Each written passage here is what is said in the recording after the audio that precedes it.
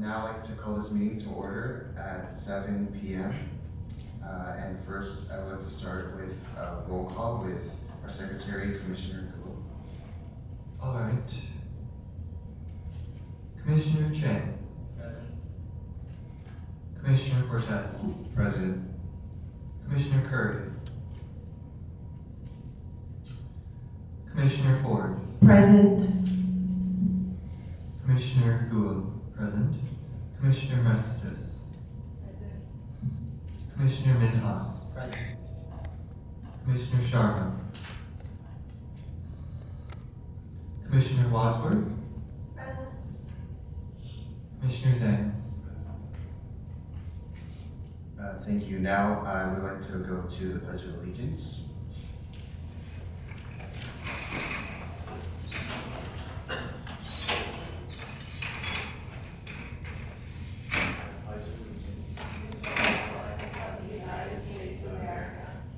To the republic for which it stands, one nation, under God, indivisible, with liberty and justice for all.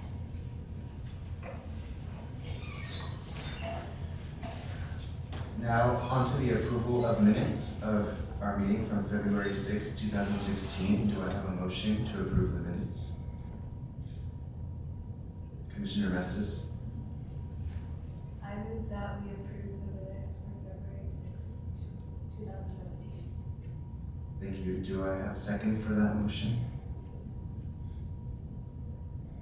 Commissioner Wadsworth? I second that motion. Okay. All those in favor? Aye. All those opposed? Motion passes unanimously. Next, onto new business, and first we have Ms. Liz Teresi. She's the Assistant Director for the Student Service, and I'd just like to remind the Commission that she'll be presenting the FSUSD California Healthy Kids Survey results. Thank you so much. I am honored to be here tonight in front of you presenting the California Healthy Kids Survey. I'd like to first start off by telling you a little bit about the California Healthy Kids Survey. I'm sure many of you have probably actually taken it in the past. It's an anonymous survey. It is taken every other year for 7th grade, 9th grade, and 11th grade. This past year, we went ahead and included 5th grade as well. In order to be valid, we have to have 60% participation rates from the students taking it. And the students are surveyed on their perception of the school climate, engagement and learning, youth resiliency, behavior, and health risks.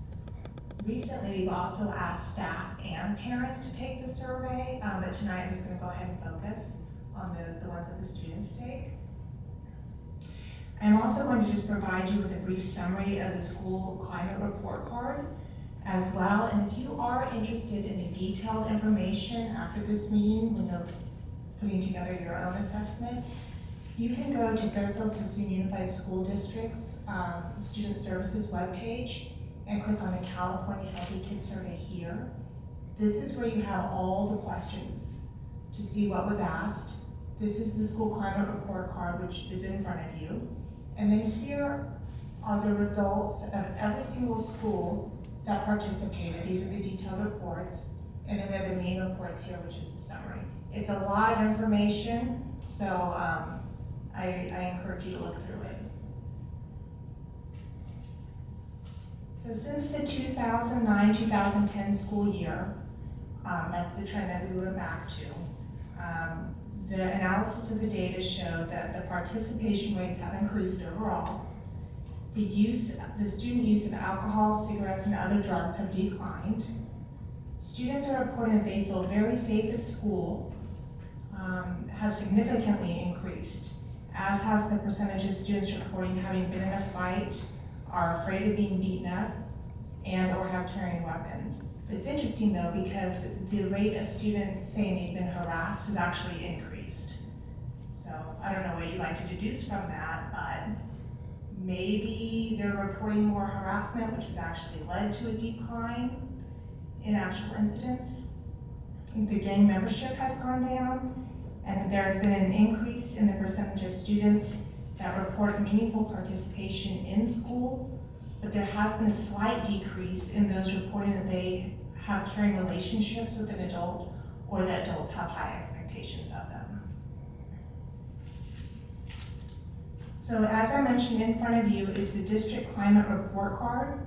This report card charts the school climate index at the middle and high school levels.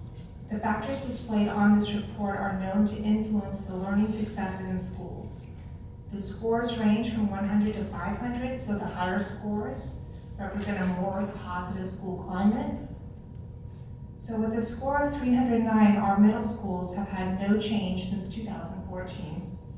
However, they are 15 percentile points higher than our similar schools. So when you look across the state, compared to similar schools with the same demographics, we're actually 15 percentile points higher.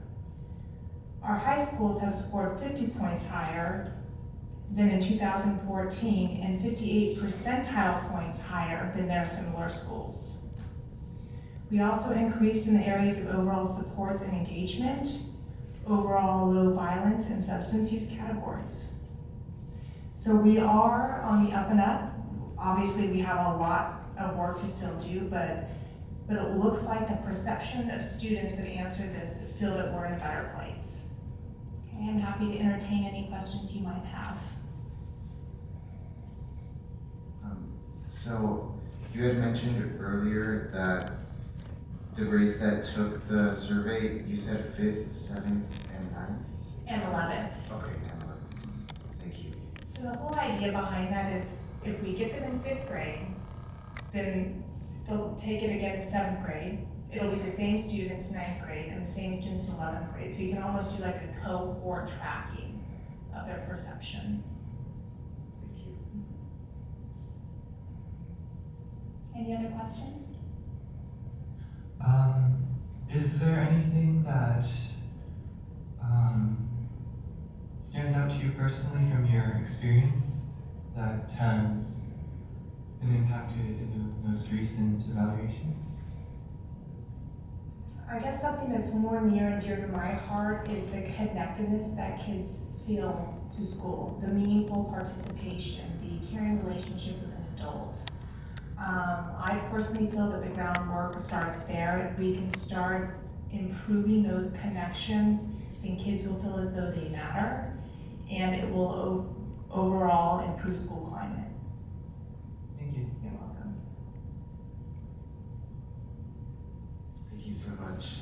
You're very welcome. Now on to Mr. Nestor Castillo. We had him scheduled to come talk to us about the tobacco outlet study.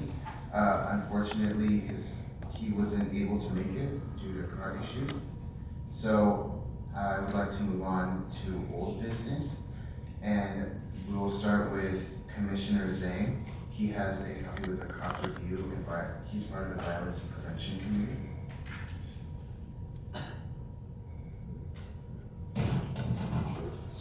So Coffee Was a Cop was an event planned to improve relations between teens and cops in the city of Fairfield.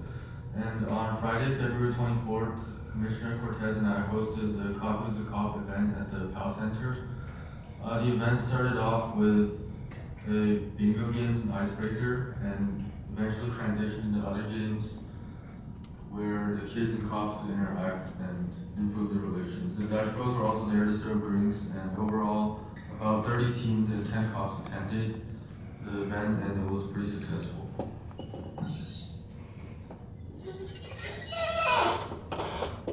Thank you, Commissioner Zhang. Are there any questions about Coffee with a Cop for Commissioner Zhang? Okay, moving on to the focus group meeting dates, which is with me. This is information. At this moment, I would like for everyone to pass to me their dates for their focus group.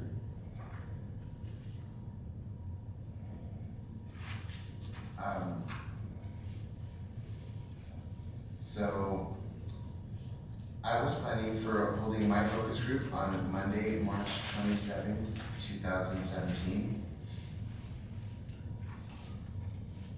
And then Commissioner Wadsworth had planned Wednesday, March 29th, 2017.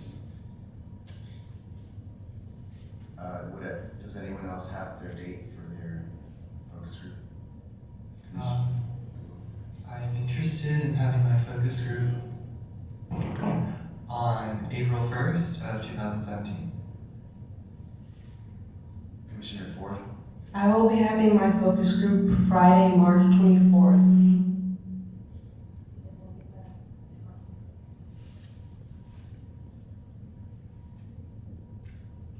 Commissioner Messis? I'll be having my focus group on Friday, March 31st.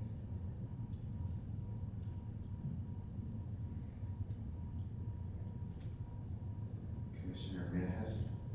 I was also interested in having my focus group on March 31st.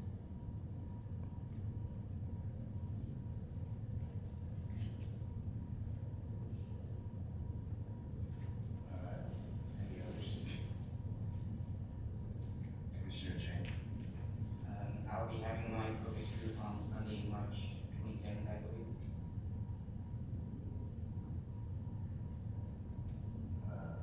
Commissioner Zhang? I'll be having my focus group on April 1st, 2017.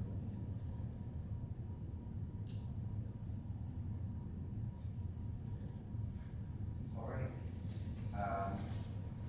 Next, we have staff reports. And this is our staff liaison.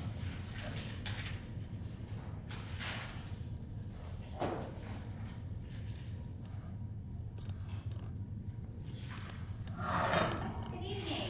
So just a couple of really quick reminders. March 20th, you'll all be meeting for your focus group training. So you've had in your agenda packet now twice the handout on how to hold a focus group. So make sure you've reviewed that as well as the public data that you've been provided, what you got tonight, but then also the information that's come out before as well, because you'll want to make sure that you have that when you go through the training. Also want to remind everybody that March 11th is the 4th Annual Children, Youth, and Families Policy Forum, so that's this Saturday. The information is in your packet as well as transportation information, and you've been asked by the committee to assist them by making sure that that information is available through the schools. So if it is not on your schools, make sure that it is. And then also just want to remind you, you got information about it, but we are looking for volunteers for the March 31st PAL Sham Rockin' Skate Night. So if you know somebody looking for some service hours, we have a fun way for them to do that. Thank you.